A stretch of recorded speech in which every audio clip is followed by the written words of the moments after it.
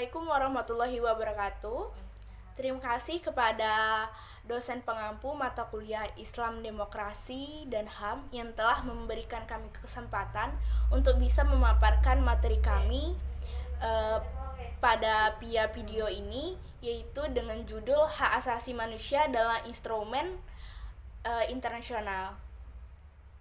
Baik, perkenalkan kami dari kelompok 5 yang beranggotakan 3 orang, yaitu saya sendiri, yaitu Relita Putriayu, yang kedua yaitu Dedek Nurfalah, dan yang ketiga adalah Alfatoni.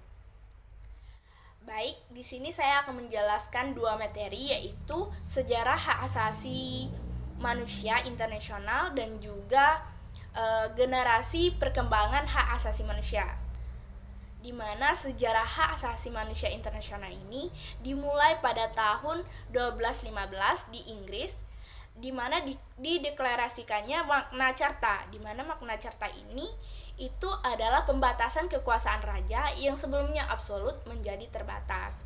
Kemudian dilanjutkan pada tahun 1689 dengan dibentuknya Bill of Rights di Inggris, di mana Bill of Rights di Inggris ini itu adalah intinya itu adalah persamaan kedudukan di mata hukum.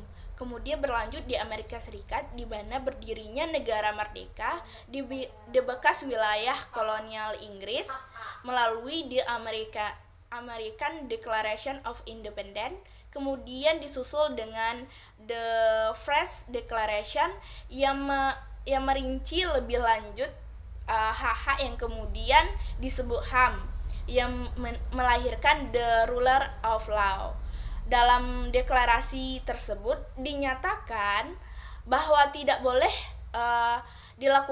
dilakukannya penangkapan sewenang-wenang tanpa alasan sah maupun penahanan tanpa surat perintah yang dikeluarkan oleh pejabat.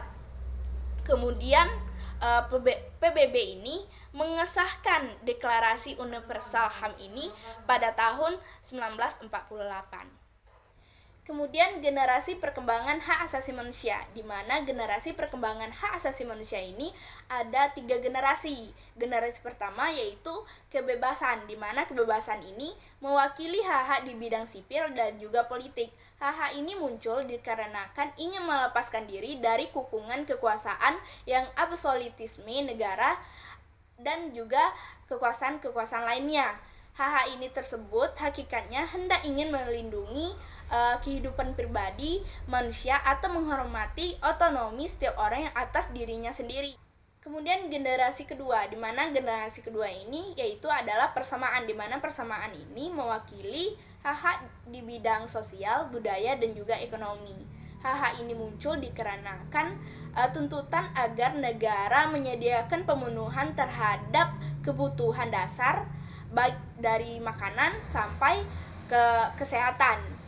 Negara ini dituntut bertindak agar lebih aktif agar hak-hak tersebut dapat terpenuhi. Kemudian ada generasi ketiga, di mana generasi ketiga ini yaitu persaudaraan, di mana persaudaraan ini mewakili atas hak solidaritas atau hak bersama. Hak-hak ini muncul dikarenakan tuntutan dari negara-negara berkembang atas tatanan internasional yang adil. Tuntutan ini berkembang menginginkan terciptanya suatu negara, ekonomi, dan hukum internasional yang terjamin suatu haknya. Baiklah, materi selanjutnya akan dijelaskan oleh saudara Dedek Nurfalah dan juga Di sini saya akan melanjut materi yang telah disampaikan saudari Relita tadi. Mungkin kita lanjut dengan pembentukan hukum HAM internasional. Dalam Majelis Umum PBB, deklarasi tentang penghapusan segala bentuk diskriminasi terhadap perempuan yang diterima pada tahun 1979. Diskriminasi ini secara mantap berfokus pada percapaian kesetaraan antar jenis kelamin, di mana target awalnya mencakup pendidikan dengan sasaran pertama penghilangan kesenjangan gender dalam pendidikan tingkat dasar. Dalam hal ini yang termasuk Dewan Perwalian. Dewan Perwalian ini mendorong sebuah negara terjajah untuk mampu mencapai pemerintahannya tersendiri atau mencapai kemerdekaan. Dewan Keamanan. Anggota tetap Dewan Keamanan PBB adalah Amerika Serikat, Inggris, Prancis, RRC, dan Rusia. Kelima negara anggota tetap Dewan Keamanan PBB ini mempunyai hak veto, yaitu hak dimiliki oleh anggota tetap Dewan Keamanan PBB untuk membatalkan keputusan yang telah diambil. Kita lanjut Dewan Ekonomi dan Sosial. Dewan Ekonomi Sosial adalah mempelopori kegiatan-kegiatan pembangunan, perdagangan, kependudukan industri, sumber daya alam, hak asasi manusia, kedudukan wanita, dan lain-lainnya. Kita lanjut dengan Mahkamah Konstitusi. Tugas Mahkamah Internasional adalah mengadakan peradilan atas persengketaan internasional, subkomisi pengenalan dan perlindungan hak asasi manusia.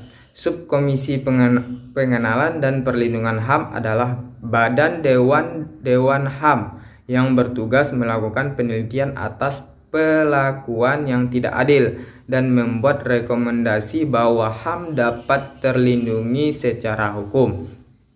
Kita lanjut dengan sumber hukum internasional. Sumber hukum internasional terdiri dari 3 sumber utama: hukum perjanjian internasional, dan yang kedua hukum kebelasan internasional, yang ketiga prinsip hukum utama, dan yang kedua sumber tambahan. Sumber tambahan ini termasuk putusan hakim, dan yang kedua ajaran para ahli hukum internasional. Mungkin itu saja dari saya. Saya kembalikan kepada yang mengaparkan materi selanjutnya. Saya akhiri dengan kata yang mulia. Assalamualaikum warahmatullahi wabarakatuh. Baik, bismillahirrahmanirrahim. Assalamualaikum warahmatullahi wabarakatuh. Alhamdulillahirabbil alamin. Wassalatu wassalamu ala Rasulillah, amma ba'du. Baik, perkenalkan, nama saya Muhammad Al-Fatoni dari kelompok 5 yang beranggotakan Dedek Nurfalah dan Relita Putri Ayu. Baik, selanjutnya saya akan memaparkan materi dari kelompok kami mengenai instrumen hukum HAM atau hak asasi manusia. Instrumen hukum HAM atau hak asasi manusia itu terbagi atas 2 bagian, yakni instrumen hukum HAM yang mengikat dan instrumen hukum HAM yang tidak mengikat. Instrumen hukum HAM yang mengikat itu terbagi atas beberapa bagian lagi. Yang pertama, Deklarasi Universal Hak Asasi Manusia atau disingkat dengan DUHAM. Yang kedua yakni Konvenan Internasional tentang Hak Sipil dan Politik. Yang ketiga, Konvenan Internasional tentang Hak Ekonomi, Sosial, dan Budaya. Yang keempat yakni Konvensi Genosida. Yang kelima yakni Konvensi Menentang Penyiksaan. Yang keenam, Konvensi Penghapusan Segala Bentuk Diskriminasi Rasis. Yang ketujuh, Konvensi Penghapusan Segala Bentuk Diskriminasi. Yang kedelapan, Konvensi Hak Anak. Yang kesembilan, Konvensi mengenai situs pengungsi. Baik, demikianlah instrumen hukum HAM yang mengikat. Selanjutnya yakni adalah instrumen hukum HAM yang tidak mengikat. Instrumen hukum HAM yang tidak mengikat itu ada beberapa bagian juga.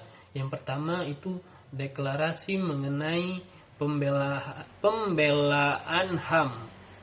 Yang kedua, prinsip-prinsip tentang hukum mati yang tidak sah sewenang-wenang dan sumir. Yang ketiga, pedoman berperilaku baik bagi penegak hukum. Yang keempat, prinsip-prinsip agar mengenai prinsip-prinsip dasar mengenai penggunaan kekerasan terhadap senjata api. Yang kelima, deklarasi mengenai penghilangan paksa. Dan yang keenam, deklarasi penghapusan diskriminasi terhadap perempuan. Demikianlah instrumen-instrumen daripada instrumen yang HAM yang mengikat dan instrumen yang tidak mengikat, dan instrumen HAM yang tidak mengikat. Selanjutnya, pengawasan penuh terhadap HAM, hak asasi manusia. Pertama itu ada perjanjian hak asasi manusia, dan yang kedua itu ada badan pengawas pelaksana perjanjian. Perjanjian hak asasi manusia itu terbagi beberapa bagian lagi, yakni Konvenan Internasional tentang Hak Ekonomi, Sosial, dan Budaya. Yang kedua, Konvenan Internasional tentang Hak Sipil dan Politik. Yang ketiga, Konvensi Internasional tentang Penghapusan Bentuk Diskriminasi Ras atau Golongan. Yang keempat, Konvensi Penghapusan Segala Bentuk Diskriminasi Terhadap Perempuan. Yang kelima, Konvensi Menentang Penyiksaan dan Perlakuan atau Penghukuman Lain yang kejam, tidak manusiawi, dan merendahkan harkat martabat manusia. Yang terakhir, Konvensi Hak Anak. Adapun badan pengawasan pelaksanaan perjanjian, yakni ada beberapa badan atau beberapa golongan, yakni yang pertama Komite Hak Ekonomi, Sosial, dan Budaya atau disingkat CESCR. Yang kedua ada juga Komite Hak Asasi Manusia, HRNC.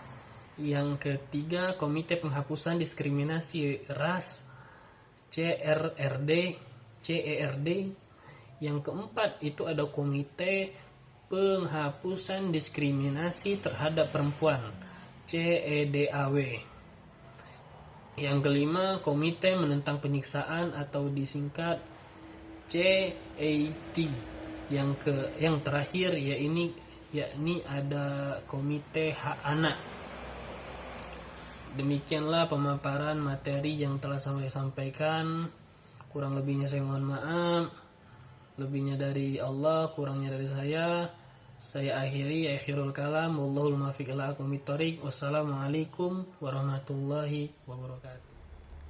Baiklah, itulah paparan dari materi kami. Semoga apa yang kami sampaikan dapat bermanfaat bagi kita semua. Kami dari kelompok 5 undur diri dan kami ucapkan terima kasih. Kami tutup dengan wabillahi taufiq wal hidayah. Wassalamualaikum warahmatullahi wabarakatuh.